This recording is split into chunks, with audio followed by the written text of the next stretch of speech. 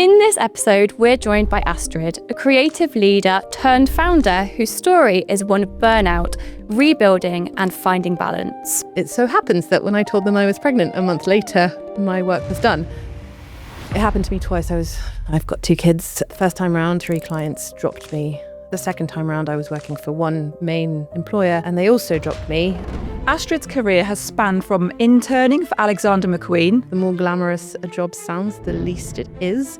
And it was definitely true about fashion. To leading major design brands. But it was motherhood, redundancy and exhaustion that pushed her to reinvent herself completely. I was really disappointed. I was disappointed in the employer. I understood their reasons. They were a small business. They probably couldn't afford to have someone on a paid maternity leave. Made redundant was probably the best decision that was made for me. She opens up about the collision of career, motherhood and the reality of burnout. I burnt out in that year of COVID and I honestly thought that burnout was for losers. I was crying at breakfast. I was really distraught and I didn't know how to get over this. And that the courage it takes to invest in yourself when everything else seems to be falling apart.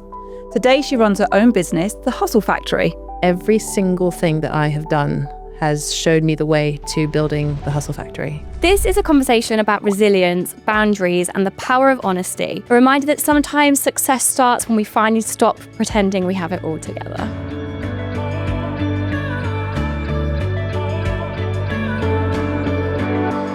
Hi Astrid, welcome. Nice to have you. Do you just want to give us a little bit of a background about you and your home life before we dive into some questions? Absolutely. Home and work are very intertwined, but I am the mother of 2 small children. They're 7 and nearly 3.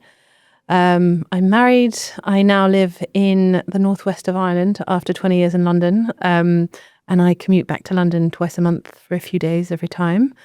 And I feel like balance is slowly finding itself, which is good.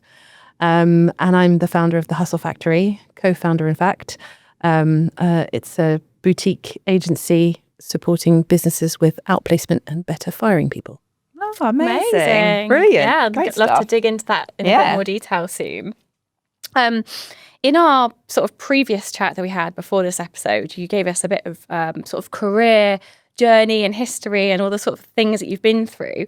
And you told us that you went to art college and started in graphic design, interned at Alexander McQueen. Sounded like some glamorous jobs there, but perhaps not so glamorous. And you transitioned into interiors, eventually becoming creative director at Swoon Editions. Is that right? And then after that, you were approached to build and lead Perch and Barrow. Can you take us back to that sort of career journey and what those experiences were like for you? Yeah, of course. I was very lucky. I was brought up by a mother who worked very hard. She basically made me feel like I could do anything. And when I said I was going to go to arts college, I think a lot of parents might be worried for their kids. And I was told that I could do whatever I wanted. And if arts was my journey, then that was going to be the right one. So I really went in feeling like I could own the world and I was going to do amazing things. Art college, don't know if I'd go again, but it was great. It was fun. I came out just knowing that I didn't want to be a graphic designer, mainly because there was a lot of sitting behind a computer and taking direction. And I'm not very good at having a boss. That's probably the best way to say it. And from there, I graduated in 2008 when the first crash happened. So times were tough, a little bit like at the moment. And I started doing internships. Alexander McQueen was one of them. Rule of thumb, the more glamorous a job sounds, the least it is. And it was definitely true about fashion. I think it still is true, but I'm not there anymore, so I don't know. And then I went on, it's a journey, right? And you meet people and you're young and you try and figure things out. So I went into styling, interior styling, did an internship for a woman who I find amazing. Her name's Faye Too Good. She now has a studio and she works with her sister and they have furniture and they're amazing. Anyway, I worked with her and that brought me into styling. I assisted for a lot of magazines and did some interior styling, did a bit of events. I've had a very, very squiggly career. And They're the best careers, the squiggly ones. Well, I think now where I sit now, I can see what every single piece of my career has brought to what I do today. But hindsight is a luxury, isn't it? But after that, I worked at Swoon Editions, as you said, art directing their whole rebrand. That was amazing. And that's when I see a real pivot in my career and where things really started. And I was asked to start a business for a group of investors. At the time, they were only selling B2B, so business to business. They wanted to open a business to customer branch. And so I had to start everything from scratch. Yeah. They needed to hide who they were. So I had to do a bit of strategy on what we were going to use from their brand, but also do some designing, some buying, some building of the teams. I didn't even know what a P&L was. But I started and it was amazing. And a year later, we were launching a website with 3,500 SKUs. I'll never do that again because that was mental. But it was, I call it my mini MBA. I had a team of 15 at that stage. I had designed sofas and armchairs. I'd gone to Copenhagen and bought all the accessories that we were going to be selling. It was a whirlwind of a year. It was the same year I got married. So I think it was just, as they say, the more you do, the more you do. And that's definitely what happened that year. And that was the first real pivot into the world of entrepreneurship and seeing how you start a business. And I was really lucky because I was paid a salary to do this, which doesn't always happen to entrepreneurs. Yeah, we don't have that. No. That I wish I had that now. I guess. Yeah. But it was the best learning curve I've ever had. It was the best year I ever spent doing something in my career. I've had amazing moments since, but that was a real highlight. Yeah. And from there, that finished after just over a year, and it was always going to finish at that stage. And that's where I guess as a second pivot, I became a mother. That's when you start really thinking about what you're going to do in life and why you're doing it, and all that classic, I didn't want a job with a purpose. I want to help people. Da, da, da, da, da. Yeah. And that's when it became a bit trickier. So I was using what I knew how to do, which was a creative background, graphic design, branding, communication. But there was a part of me that felt a little bit broken in the way that I didn't want to be selling stuff to people anymore, and I wanted to do something a little bit more. So I ended up working for a food business. I'm a big foodie, so I always wanted to work in the food industry. And it's, again, I was testing things out, and it was super fun. But I had a second kid, and life was on pause again. I had a very sick mum at the time. COVID hit. At that stage, I had managed to find a job as a managing director for a marketing agency. And we were working for big tech guys. This was definitely very far away from what I had done before. But again, some great learnings. It was an American business, and the Americans just do work differently. Yeah, they really do. But they taught me a lot. And I burnt out. I burnt out in that year of COVID. And I honestly thought that burnout was for losers, that you're burning out because you're not sleeping enough, but just get a grip, you'll be fine. I was crying at breakfast. I was really distraught, and I didn't know how to get over this. And actually my boss at the time said to me, maybe this is time when you actually should just stop. So we agreed that would be the end of that job. And that's where I guess the third pivot happened, where I decided to actually go fully out and be an entrepreneur and start the Hustle Factory. So this was January 2021. And they gave me gardening leave, which was amazing. And I sat on this little pile of cash thinking, I can't just do nothing with it. I need to do more. And so I got myself a careers coach, who's now my business co-founder. Wow. I got a sports coach twice a week. I was doing boxing. It was just the best thing ever. Great aggression releaser. Yes. It's just... Especially when you've got small children. It was amazing. I had a nanny, full-time nanny. All this was for 1 month. I couldn't afford more, and I got a therapist.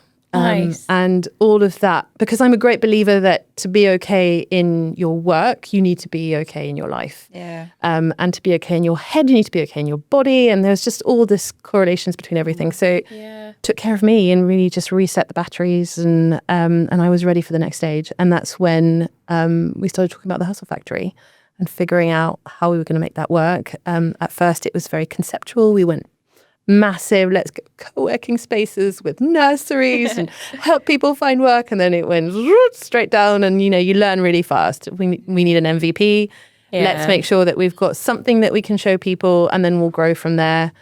And we've been trading now for just under 2 years, and it's still a roller coaster. I don't know if that ever stops. No, I don't think it does. I don't think it does. But it's been super fun, and I love what I do. I'm very passionate. It goes back to that whole wanting to help people without necessarily moving to a third world country and working in an orphanage. Yeah. It's something I'm passionate about because I've gone through those experiences of losing my jobs, pregnant, burning out, caring for someone. And so we, with my co-founder, now she's a mother as well, but her children are much older. Her youngest is 20-something today. So we come at this in a very, from two very different angles, but we definitely understand the world that we're in, and we're very passionate about it. Yeah, amazing. Looking back on that stage of your career, what do you think you learned about yourself? What do you think the expectations, both yours and others, look like? And how do you think you defined high performance back then? Like earlier on in your sort of career journey?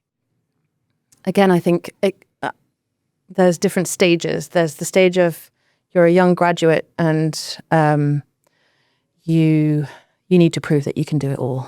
And that's your expectation, right? You're running fast, you're meeting loads of people, you're showing what you're worth. I think I regret no one telling me that the biggest thing that I need to keep of that time is contacts. I think networking is one of the things that I've learned later in life. Yeah. And then there's the next stage where you're into a career a little bit more, and I think that's, for me, it was Perch and Paro. That's when I started looking into the world of entrepreneurship. And what was my learnings and expectations from that time? I think I would say no regrets would be what I would say to myself at the time, and what I still remember today. Just go for it. I didn't have any kids. I could just... And I went for it, and I had fun, and I really enjoyed it. And I learnt loads. Now I think high performance for me looks like I'm able to squeeze everything I need to do in a day and still be at home to put my kids to bed. Yeah. And I think every stage of life is different. And when my kids will be older, I hope that I'll be able to say, today it's that I can go to the gym in the morning. Yes. And I can go to bed, at whatever time, because no one's going to wake me up. That, I think every stage of life has different learnings and different ways of looking at it. Different goals as well. Yeah. Amazing. In our pre-chat as well, you said that you had a period of doing consultancy work at one point, and actually during that time was when you were pregnant, and you actually experienced some people sort of leaving working with you because of your pregnancy. What was that like for you, and how did you sort of overcome that? Did you feel like that set you back in any ways? Did you have to sort of rebuild any confidence after that? So first of all, no one cancelled because I was pregnant. Okay, I just want to make that clear. It so happens that when I told them I was pregnant, a month later, my work was done. It happened to me twice. I've got 2 kids. The first time round, I had 3 clients at the time. The 3 clients dropped me a few months after I told them I was pregnant. The second time round, I was working for one main employer. And they also dropped me for different reasons, financial at the time. I think the first time around, I found it, I still had a lot of hope, I think I didn't know what it was like to be a mum. And so for me, it was just a bit of a glitch. Yeah. And I was going to have the baby and go back to work. The truth is, it took me a year and a half to go back to work after that, mainly because it was very hard to get my head back into it. And I'd love to say that mothers can do it all and we can work everything at the same time. I don't think that's true. And I really hope that anyone out there that's listening understands that it doesn't mean that you're ditching your career. It just means that you're putting things on pause. And yes, there's a maternity. What's it called? You lose in salary. The motherhood. Oh, the motherhood penalty. Motherhood Yes. penalty. Yeah. At the time, I didn't quite realize what that was, the motherhood penalty. It's definitely real, but I had a lot of hope and I just thought everything was going to go back to normal. Second time round, I was fired in August. I was pregnant, I was about 5 months pregnant. And I'd only started working for them for a few months, and it so happened that I got pregnant just a few months into the job. And at this stage, I was 36. I wasn't going to stop getting pregnant. And I was really disappointed. I was disappointed in the employer. I understood their reasons. They were a small business. They probably couldn't afford to have someone on a payroll paid maternity leave without the work that comes with it. Does that mean it's right? Probably not. But I definitely understand where that came from. I think governments probably should step in and help a little bit more about all this. Absolutely. But that's a whole other debate. But it also gave me a lot of time because I said my mum was sick at the time and she actually died a few months later. And that, me being made redundant, just gave me those 3 months to spend with her. Yeah. And I never would have had that if they hadn't fired me. So, there's silver linings everywhere. I had already started thinking about the hustle factory. And that was one of the main reasons I continued with the hustle factory, is that there was a purpose thing, but there's also a lack of support for mums to work. If you're not in a big corporate job today, it's really hard to be in a position where you are going to be supported to go on maternity leave. And I kind of decided I was going to take things into my own hands, and definitely much more realistic after the second child than after the first. Yeah. Know what to expect the second time round. Exactly. Yeah. Would I do it a third time? Not sure. You touched on 2020 being that year that kind of everything was going on for you because there was COVID and obviously your mum was sick and having children. And I think you'd got your managing director role then. And that was kind of when you experienced burnout. You've touched on it briefly, but how did burnout manifest for you in like day-to-day life and like physically and emotionally for you? So I'll set the scene. My client at the time was a big tech company that was around the world. I was the managing director of the London office, but we had offices in Washington, California, and Singapore. And so the agency never slept. The client could always contact us, and this level of always being on call was just exhausting. So I'd wake up in the morning.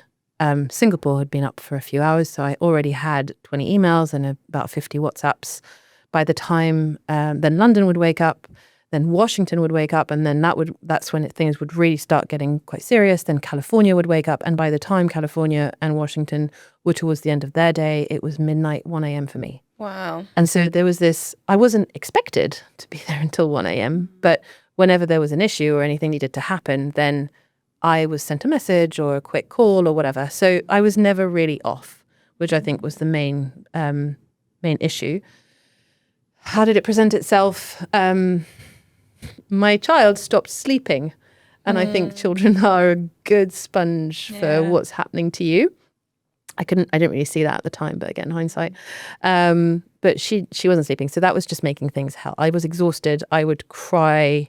I'd wake up in the morning and I'd probably cry within the first hour of being up, which I'm a good crier anyway, but this was a lot. Yeah. And just everything was a lot, whether it was making breakfast, getting dressed or having a shower, just everything just felt like I had to like climb a mountain to do it when it was the simplest of tasks.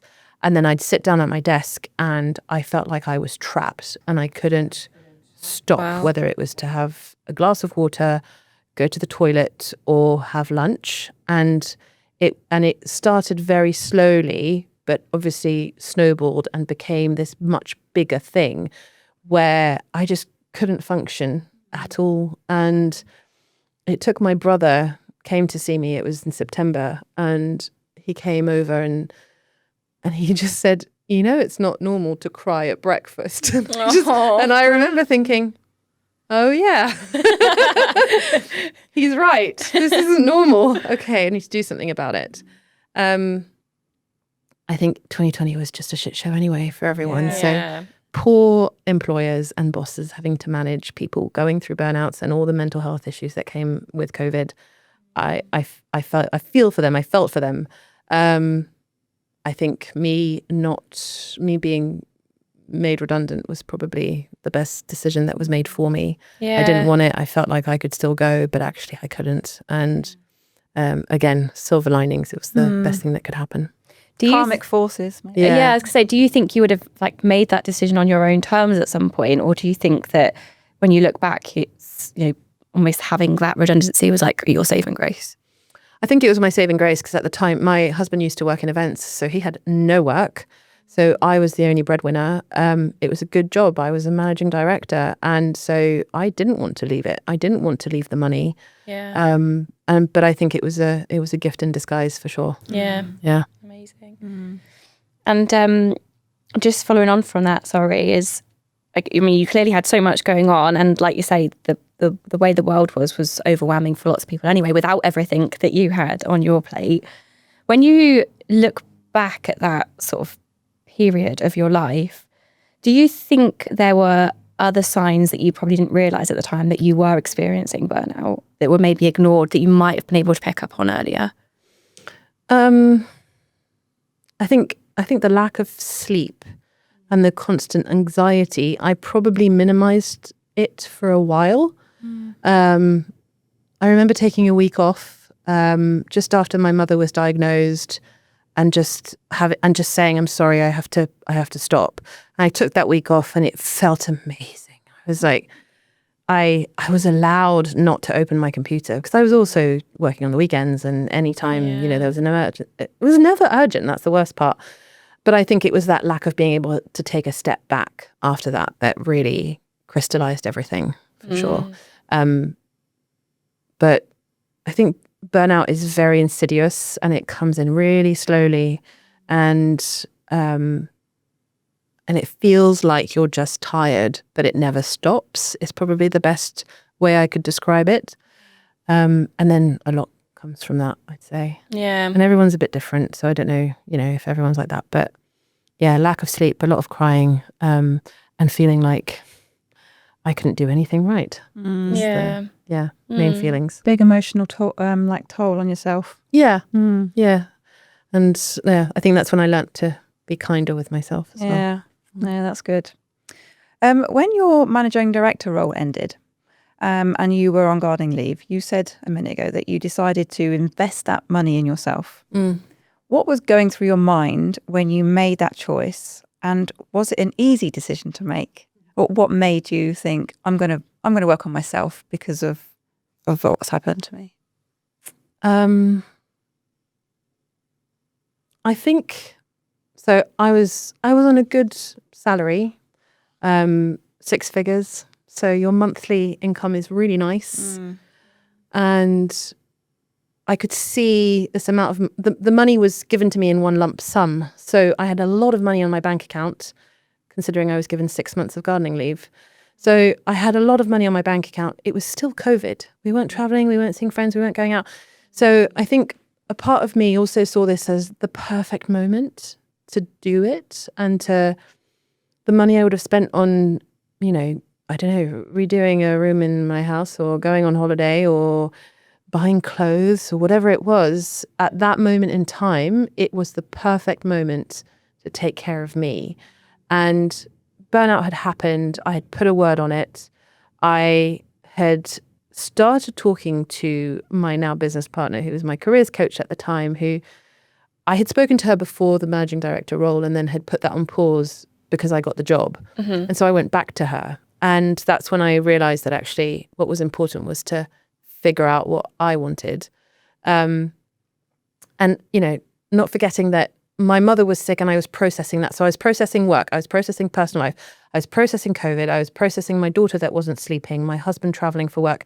It was just all crazy. And so at some stage, I just sat down and thought, what is going to help me? The best way I can describe it is that I felt like my brain was a bowl of tangled noodles and that someone needed to help me to just pull on these noodles and straighten them one after the other. And I didn't know how many were in there, but I knew that they needed to be straightened. It's the worst analogy for burnout. It makes sense. It does make sense, yeah. And it felt like every part of my brain needed something different. So I needed to work. There was different, like I had the bowl of career, and then there was my physical self that was just drained, and I needed to top that up. There was my child that I wasn't being the best parent for. So I needed her to be taken care of while I was managing myself and bringing my energies back up. I had friends that came and saw me that month, and that was really important as well, that social aspect. And then a therapist, because I mean, I think I've often been asked, like, if you could only do one of the things that you did that month, what would you do? And I often say the therapist, because I think the therapist was the linchpin to everything else and making sure that I was okay in my head to manage everything. Well, they say everyone should have a therapist, don't they? Everyone should have a therapist. Yeah. Like you got a doctor, like you got a dentist, get a therapist. Yeah. It's just someone and not all the time, just I've seen 3 different therapists in my life, and every time it's 6 months. It doesn't take years. I mean, for me, there's some people that probably need more, but sometimes it's just a case of putting those noodles down on the table and straightening them out. Yeah. Yeah, definitely. Rather than just, I think it's where you can deal with things yourself, or you think you can, and actually you do just need someone to unravel things with and go through it, go through it all. Yeah. So you might have kind of touched on it then, but of that different support that you had, you said the therapist was probably the biggest impact, but do any of those still continue into your life now, or do you have any other sort of support or help that you feel helps you function now? I think I don't have as much money, so I wish I could say I still have everything, but I don't. But I have kept that mindset of knowing that I need to exercise. If it's not once, maybe twice a week. I need to see friends. If I can't see them, I need to speak to them. I need to work, but I shouldn't be working on something that is draining me. Let's wait for a better day and I'll tackle that another time if it's too hard. Therapist, I haven't seen a therapist for a few years, and maybe I will need to see a therapist. It's something that I keep in the back of my mind and think, okay, maybe I need to go and chat to someone about this because blah, blah, blah. But I'm now very good at recognizing when I need to speak to someone. But the first time I saw a therapist, it was after graduating, in the midst of my internships. And my mother actually said to me, I'm French, and so I went back to Paris and I was just doing nothing all day apart from sewing some bits and bobs. And my mother said to me, I think you should see a therapist. And she was fully expecting me to say, no. And I just went, okay. And she was caught off guard, I'd say. But the best thing she did for me in learning how to manage therapists is that she found 3. And she said to me, go and meet each one and choose who is better for you. That's a good idea. Nice. And after that, I was able to, now I know I'll meet a therapist or I'll talk to someone and be like, oh no, they're not the right person for me right now. And I've evolved, I've aged. I now know what kind of person I want to speak to. Some therapists are going to tell you everything that you need to do. That's definitely not me. I need someone that's just going to listen and prompt the right questions in my head. But I do think that there's ways of doing therapy that isn't necessarily lying on a couch crying, and you can do it well. Yeah. It's really good though that all those practices and mindsets that you learn from that period you can still practice in your day-to-day life. Yeah. Money well spent. Money very well Yeah. spent. And this is often what we say about what we do as well at the Hustle Factory, is that you spend this money, you learn how to do it, and then you don't necessarily have to go and spend it again, but you've learned life skills for life, which is really important. Yeah, Definitely. absolutely. And it sounds like you had a great role model in your mum as Yeah, well. she was amazing. Yeah. Bless. Do you think that if you'd had any of that support beforehand, when you kind of went through the burnout, do you think that it would have avoided burnout? Like if you had the therapist then, or any other all those other sort of supports that you had, do you think that might have prevented the burnout? Or Good question. Never really thought about it. I think it probably wouldn't have prevented it. I think maybe the blow wouldn't have been as hard, but I think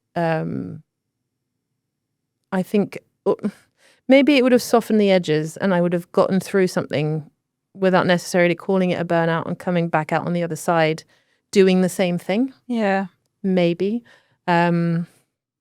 or maybe extended it, Or maybe point. extended it, and I Yeah. wouldn't have lost my job in November, and I would have lasted until the summer after, and it would have been worse. Yeah. I don't know. That's a really good question. Yeah. I've never really thought about it. I guess everything happens for a reason, so you kind of just have to have trust the journey process. that you've been on and the Yeah. process. Yeah. I'm going to touch on everything happens for a reason, which used to be my favourite sentence. And I've now stopped using it because someone wrote to me on LinkedIn about, it was Baby Loss Awareness Week. She wrote to me and said, I don't believe that everything happens for a reason. I used to believe it until very recently. And she said to me, everything happens. That's it. Period. Yeah. And I think everything happens. I think I've learned a lot from that moment in life. I think a lot happens for a reason, but not necessarily to teach you something or to bring something to your life. But I do believe that I believe that I've got a lucky star, that things just happen. Yeah. And there's going to be something positive that comes out of it, for sure. Yeah. Believing in the positivity of everything that happens to you. Yeah. Is seeing the positive in it. Not You choose to dwelling see on the the positive. negative, Yeah. yeah. You choose to see the positive, but you're also allowed to choose to see the shit stuff. Yeah. And it's important to see that stuff. And that's how you actually put it away. But you need to be able to acknowledge that has existed to be able to move on to the next stage. Yeah, that's true. And it doesn't always teach you stuff, but it does help build resilience in some ways, or and I think it's one of those hindsight things. In the moment, you'd never think it, but I think a couple of years' time, you might look back and you can see how you might have come out of something stronger, or actually whatever it was you were dealing with. Okay, that might not have gone to plan, but maybe you wouldn't have done this over here if that had gone to plan. So it's kind of like it does piece together in a messy way in the end, whether it's the right thing or the wrong thing, but it does happen. Yeah. And you don't notice until later on, and you look back and go, yeah, I can see why that needed to happen, or Exactly. Yeah, life is just for me, careers and life is just a succession of choices and moments that every time you make a decision, you're creating that new path for yourself. Yeah. And it's owning those decisions that's the hard part, isn't it? Yeah. For anyone listening who might feel like they're reaching kind of burnout or getting to the point that you were at, what would you want to say to them to help them? I think number one, recognize that it's a burnout. Don't pretend that you're just tired. Or maybe it isn't a burnout. In that case, snap out of it. I would say speak about it, talk about it. I think therapy is crucial. Exercise is crucial. It's about that, feeding your body the oxytocin that you're going to feel happier and better. Don't forget, it's only a stage in life and it doesn't last forever, and you can come out of it and you're going to be okay. Good words. Good words. After everything you've been through, which is a lot, what was the moment you realised you wanted to build something on your own? Second pregnancy. being fired. I remember I can't do this again sort of thing. Yeah, I just remember he felt atrocious saying it to me on the phone, saying we've got to let you go. And I remember him not being able to say the words, and I had to say them for him. And I said, so just so we're clear, you're letting me go. And I remember as I was saying it, as I was essentially firing myself, I remember thinking, okay, this is my second and last child. But after this, I am sick of depending on other people for work. This is just not who I am.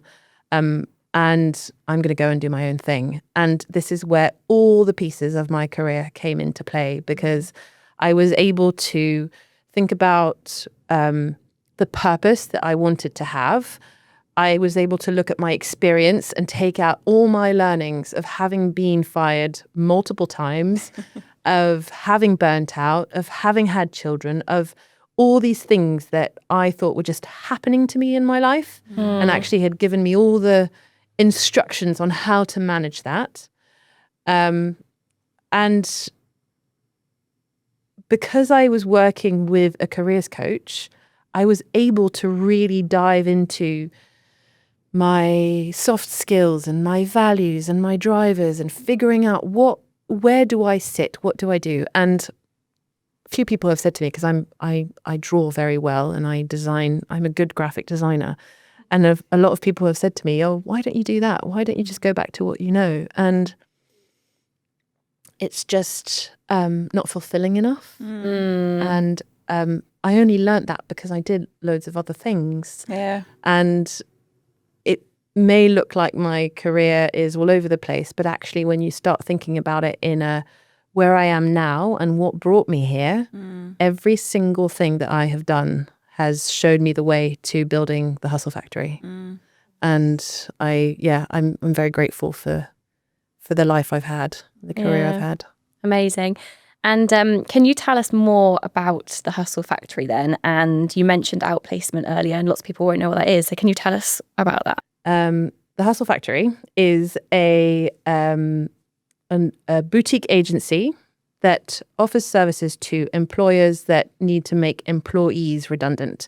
And so they buy a package from us that's not going to cost them an arm and a leg, generally about a week's worth of salary.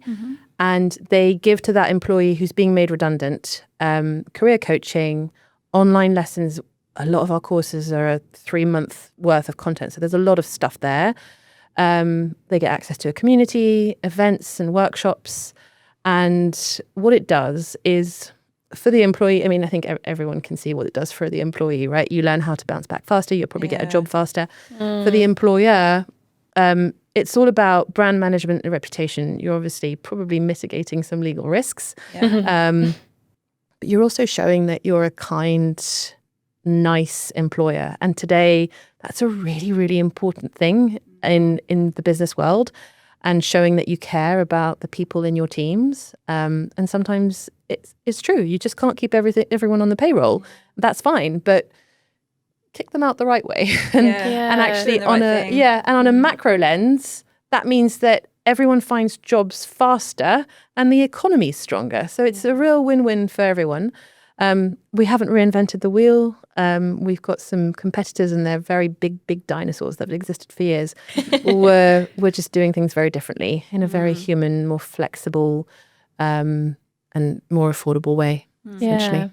Oh, that sounds really good. Yeah, because sometimes the circumstance of the business is that they can't help the redundancy. So like you say, like if it's going to happen, let's deal with it in a nice way, or that it doesn't completely ruin that person's confidence or... Exactly. Yeah. And the employees that stay behind that haven't been fired are actually going to get this vibe of, oh, okay, so you didn't have a choice, but you did it in a good way, and I actually don't need to feel that stressed. And they will be more loyal to you as an employer and as a brand. Yeah. And you can see you're taking care of the people that you've got to get rid of. Yeah. And so the people that are staying will think, oh, it's a shame they've gone, but at least they did it like you say, did it in a good way, the right way. Looking after them. And what a lot of people don't know is that you can actually negotiate for outplacement as a person being fired. You can ask for that when you're being made redundant, which we're also trying to educate. That's really interesting, because I didn't know that. No, I didn't know that either. So there's lots of awareness. Bring it to the needed. table and just say, actually,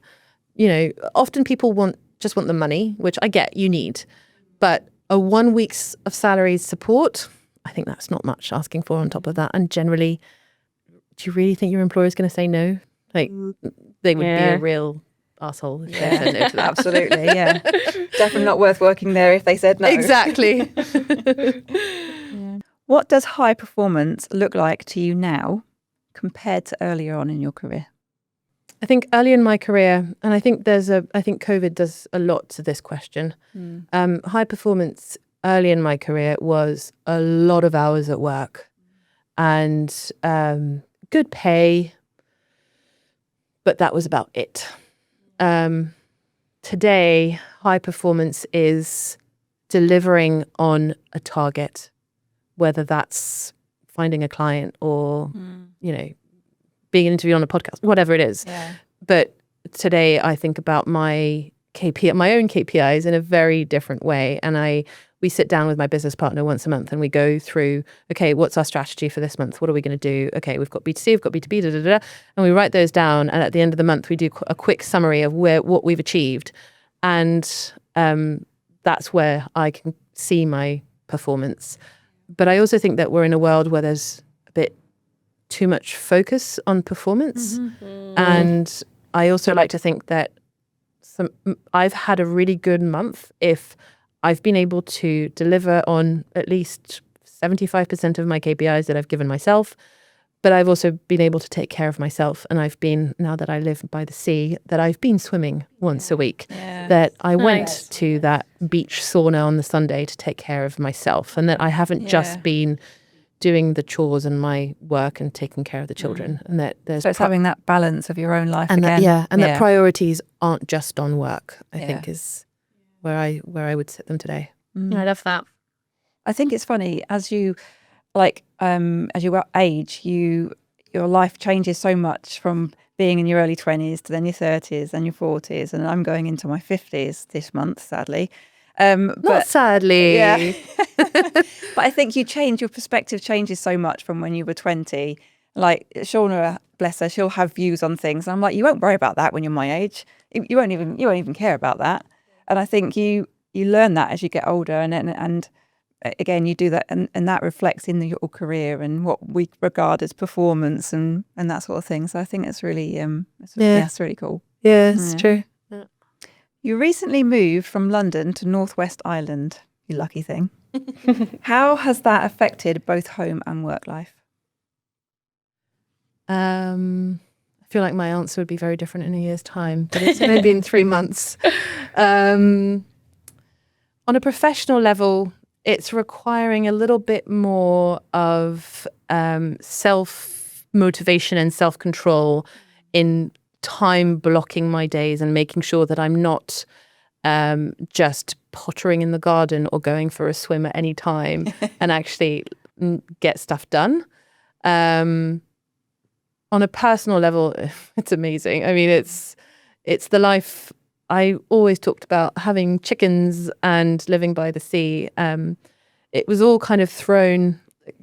When COVID happened, we moved to France and lived by the seaside for a year. And that year was one of the best years in terms of personal life that I had, because I'd pick up my daughter from school and we'd go to the beach. And that's what I always envisaged. And we're doing it. And I didn't know if I liked it at the time because there was an end to it and COVID was going to finish, or if it's because I loved it. And so I'm actually approaching this move as an adventure. I've moved to the Northwest. I live in a bigger house with a bigger garden by the sea.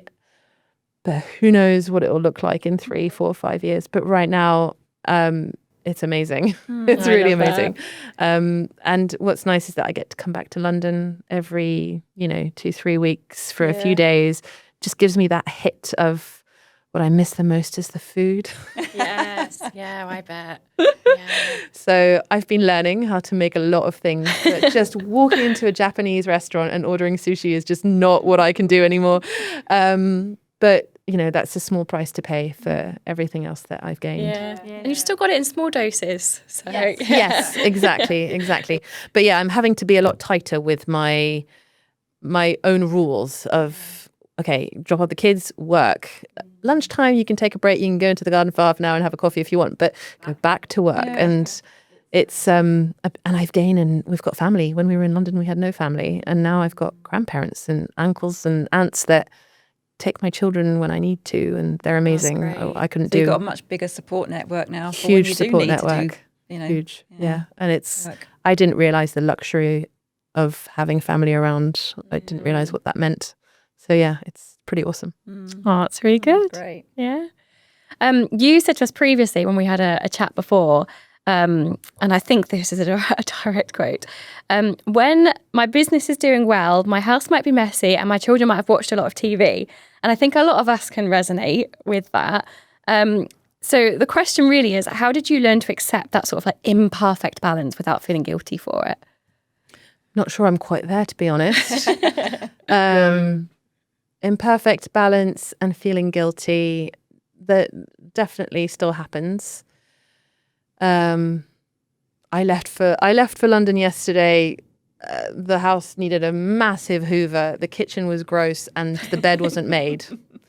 But I sent a message to my husband, who was in London at the time, coming back, and I was just like, I'm really sorry, I didn't have time to do any of this. So I'm hoping that when I go back, the bed is made. I think we're a good team, my husband and I think I wouldn't be able to do anything that I'm doing without him.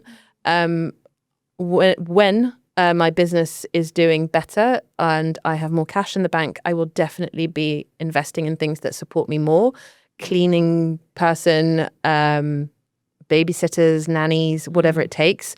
I don't think that any mother today can run a business 9 to 5 every day without external help. And if you are doing it, then that means that either your husband earns shitloads of money and you don't need it, or honestly, I don't know how you're doing it, but struggling, probably, really suffering. Exactly. So I think there's a big taboo on mothers, doing it all. I don't think that's a reality, and I really hope that people stop saying that, because it's not true. And no one says that about fathers, so let's stop saying it about mothers. Yeah, absolutely. I agree. Both you and your husband run your own businesses. Yeah. How does that busy dynamic work? And how do you think that shapes your daughter's view of gender roles and what they believe is possible? Interesting question. So my eldest daughter has told me before that she wants to be the boss. And I ask her, why do you want to be the boss? It's like, because you're the boss. I'm like, well, being the boss comes with a lot of things. I think I love that they see us being entrepreneurs. I think it's fair. It's going to be black or white. They'll either go full entrepreneurship when they're older, or they'll see us and see how we struggled and decide that that's not for them. But what I do teach them, or what I try to teach them, is that you can do anything. And if you put your mind to it and you're passionate about it, then go for it. I think there's always something to be solved, always something to be made, created. How do we do it as both entrepreneurs? We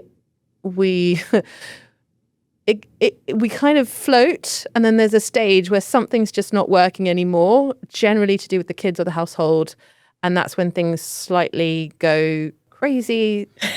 There's a few sparks. We put things back in perspective. And just last week, I was saying to my husband, I can't do this anymore. This is insane. I'm doing everything. He's got a lot of work on a lot of clients, and I'm not client facing. So I can often just stop things and do rest of the life stuff, but that means that my business then slows down. And so I said to him, listen, I'm free. I'll do it. I'll go. Our kids were sick 2 weeks in a row. So we were very unlucky, but I managed the kids for 2 weeks in a row, and he worked like crazy. He needed to work. He's got clients that have expectations that are waiting for him, and he couldn't stop. But when we sat down 2 weeks in and chatted, he said, well, I feel like I'm you when you were burning out. So, stop. The fact that he was able to say that to me, I had to then bring down my expectations of him, and we were able to then live on a better balance and juggle things in a more transparent way and not expect. And I think what I remind myself, and I have high expectations of myself, and and less of him. It's more me. And I think one of the things I struggle the most about is that when a house is dirty and kids haven't bathed for a week, which often happens, generally people will talk about their mother not looking after all of that. Yes. The wife didn't hoover, the mother didn't bathe her children. And so I'm trying really hard to remind myself that it's a 50-50 job. And if the house is gross, actually, it's not just on me, it's also on him. Yeah. And it's okay. Yeah.